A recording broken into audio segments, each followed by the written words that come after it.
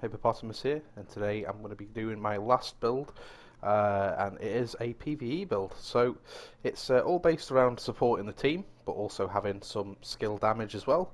So let's get to it the normal way and show you all the bits and pieces. So I'm running the Technician, and the main reason why I'm running the Technician is just because of the extra skill tier. This gives me one extra skill tier. We also have Dismantling, so it's 12% extra damage to drones, skills, proxies and robotics. That's quite nice. I can also heal my skill with a medkit if I so choose to, within 10 meters. This can be sometimes handy because our skill is out for a very, very long duration. However, we have the Articifier Hive and this also heals it as well. But in a very, very difficult situation where the Articifier Hive's down maybe, and I just want to keep the turret alive, I can utilise this, but it's very limited that we're going to see much mileage from this. The much better choice out of the two is the Artificer or Articifier Hive. This is going to not only heal my turret, but it's also going to increase the duration and the damage of the turret as well. We also have Overclock CPU that's going to give us 10% extra skill damage. That's really nice and helpful, and that directly plays into the way with the build works.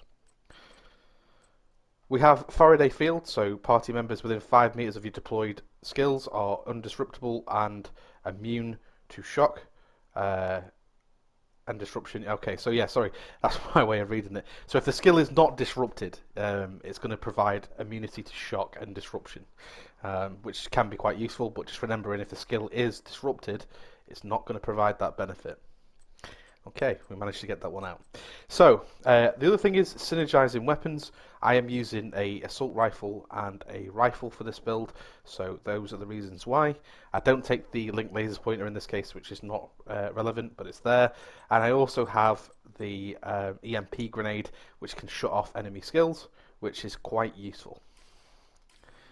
So let's go take a look at the build and see how it works. So to start off with, I'm using two separate weapons. My first one is the Surge. This is an offhand weapon. You could use something like Harmony here if you wanted, but there is a particular reason that I have gone for this over the Harmony. So this particular weapon, it comes rolled with rifle damage, crit hit damage, and damage to armor. Would be much better if I had damage to targets out of cover, obviously at the bottom of that, but this is the next best thing. And it comes with Perfect Spike. So headshots grant 25% skill damage for 15 seconds. Now, with this build, I may not always be available to shoot and my turret hits something. So this is going to give me a much longer bonus. 15 seconds is much longer. It's 3 times as long. So it allows me just to pop up, get a headshot, and then do something else. And it's just going to leave it for much longer to actually deal damage. So that's the only reason why, but again, it's not a great deal better. You could definitely use the Harmony if you want. I've just chosen this just because it gives me a bigger window of time for the skill to do damage over, rather than having to keep continuously shoot when that might not be possible. So for my main weapon, I'm using the Capacitor, so not much surprise here. Again, this comes rolled with assault rifle damage, armor damage, and damage to targets out of cover. And the talent is Capacitance, so effectively this is going to give me an extra 40% skill damage. 45% skill damage. And effectively stacks are going to decay after 5 seconds, so it's 1 per second. So as long as I keep hitting the target, I'm going to keep those stacks. Also, for each yellow tier or skill tier, we're going to gain an extra 7.5% weapon damage, which is quite nice because for every 2, we're going to gain 15% weapon damage, which is really good. Okay, so for my pistol, I've chosen to go with the Police 686 Magnum. This one comes rolled with pistol damage and damage to armor. And I also have Future Perfect as the talent. So the reason why I'm using this is because it's quite high damage. I prefer to damage targets out of cover, but again, this is just the best one that I can get. What this is going to do is if I see an enemy that's weak, I can just shoot at them and potentially go into overcharge. So this is one of ways that I can get into overcharge, and it's just to help me do that whenever there's a possibility for a weak enemy to be killed. So moving on to the build, I'm going to start with the left side here because this ties into the duration. So I've gone with Wyvern, and what this is going to do is I've got three pieces.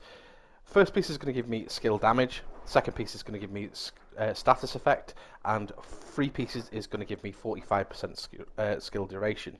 So the duration is great because it's going to keep the turret around for much, much longer. That's exactly what I want. I want the turret to have as much uptime as possible. Also, the skill damage is useful because obviously skill damage, but we'll see the status effects wouldn't have normally been useful, but in this particular case, when we check the chest piece, we'll see that it actually is. So mine comes rolled with a skill tier. It also has skill haste, skill damage, and all importantly, skill duration. So this is where the status effect kind of ties in. On my chest, I've got a skill tier, I've got skill damage, skill haste, and skill duration, but I am actually using tamper-proof. So enemies that walk within 3 meters of your hive, turret, or remote pulse are shocked. Arm time is 2 seconds, cooldown is 10 seconds. So effectively what I can do is I can block off choke points or sort of areas with my skills, and if enemies get close, it's going to shock them and slow them down. And that directly plays into the 18% extra status effects that we're getting. So it's going to give the status effect from the shock 18% more value. And for my last piece, which is giving me the all important 45% skill duration, is just a holster. This one comes rolled with a skill tier, skill damage, and skill haste. Right, so for the backpack, I am actually using the Hermano, and this is part of the reason why I want as much skill duration as possible. So I'll just go through the brand set bonuses. So 2 pieces I'm wearing of Brazos, that gives me skill haste and a skill tier, allowing me to have 2 blue cores, 2 armor cores, and this will effectively be one of the passive tiers that I'm gathering at. So this one comes rolled with armor.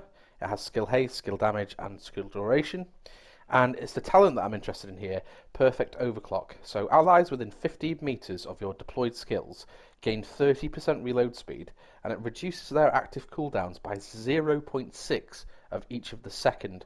So 0.6 of a second, it's going to reduce the cooldown, which is a lot. So if you stood with other skill players, people throw in Seeker Mines or throw in Healing Down or anything like that, it's going to directly benefit them. But not only that, it's also going to help DPS players because it's a 30% increase to the reload speed, which does definitely help, especially with things like LMGs or guns that take a little bit longer to reload. That's quite nice.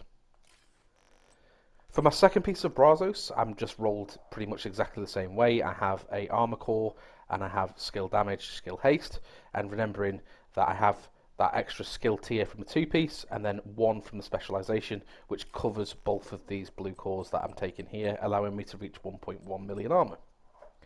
So for my last piece, again, I've gone for skill duration, and I've actually gone for the Emperor's Guard. I realise that not everybody else is going to be able to get this, because it is a hard piece to get. Fortunately, the way that this one is rolled, it makes things a lot easier because the skill tier is on the top. We have armor regeneration, which just gives us 1%, and then we have skill damage. So effectively what this is going to do is, if we get hurt, we can just leave our skills down and we can go and run and hide, and we'll get a very slow trickle heal of armor back, which is very, very nice for extended durations. There'll be legendary missions where you're having to hold down an area for quite some time. This might save you having to use a medkit. So for the skills, I'm using the Artificer Hive. Again, it's just for the increase in the duration, the damage, and healing of the skill. So I have a healing mod, range and duration placed into those. And it also has 20 ranks, something that might be worth doing for you. And then my main skill is the Assault Turret. So the Assault Turret, it's just got damage, duration, and duration placed into it to keep the duration up. And as you can see, we have 431 seconds on the duration, which is really, really nice. So let's just check the range. Okay, we're on heroic. Let's just also make sure that the modifiers are off, which they are. And we'll just turn off skill haste and go in and out, so we can see some accurate numbers here. Okay, so going through the stat sheet, we have perfect spike. Again, you could change this for the harmony if you so wish. We have capacitance and future perfect on the pistol. So We have reasonably low damage on most of our weapons, so it's not going to be our main source of putting out damage. It's just that we have skill damage and utility, so this part is going to be reasonably low.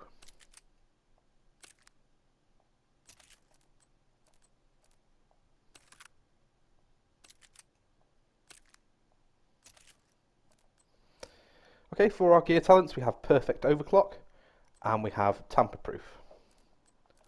For our brand sets we have 3 pieces of Wyvern, 2 pieces of Brazos including the Hermano named backpack, and the Emperor's Guard, which are a Murakami piece. For our armour we've got 1.1 million, just a little over, and we have 11,000 armour regen. Again, it's not a lot, but it's something where if we sit back we can get a slow trickle heal, and this is very, very useful when we're playing things like legendaries, where we can't just go back, there's no armor kits anywhere, you're down to your last armor kit. You can throw your skills down, just move back and sit somewhere safe and get all your armor back. There's quite a few places, one of which is like on the zoo or tidal basin. This is really great for, you know, preserving those armor kits for when you actually really need them. Okay, so we have the Artificer Hive and the drone, the turret, sorry, excuse me.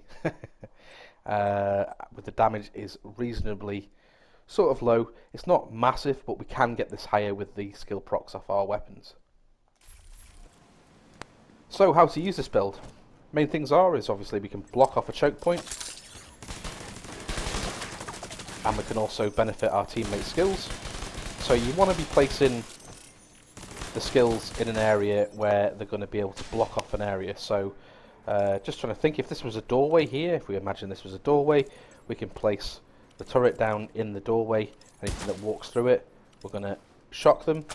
And also we can just place the hive maybe a little further back, and this is also going to assist teammates. Anybody that's stood near it, we're going to have that decreased reload speed, increased reload speed, so much faster reloads for us. But we can also see, if we pop our turret, we can actually see that the increase in Hermano, how quickly that's making things cool down. So if you've got teammates that are throwing seeker mines or using skills that, you know, they break after they deploy, this is going to be a great way of looking after teammates. You can block an area off. So don't forget, we can get extra damage as well from using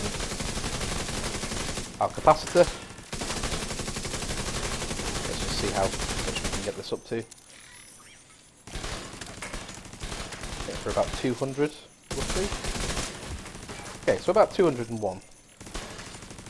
So we can get fairly reasonable damage. Let's try that with the other talent. So the reason why I use Perfect Spike is just because, like I said, if I want to run away and heal for a minute, this gives me substantially longer.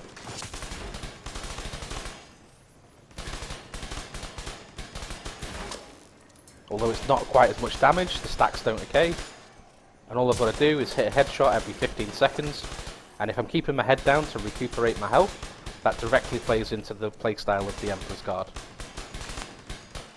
The only thing other to note really is just the grenades. We can use the EMP grenades to disrupt and shut off enemy skills.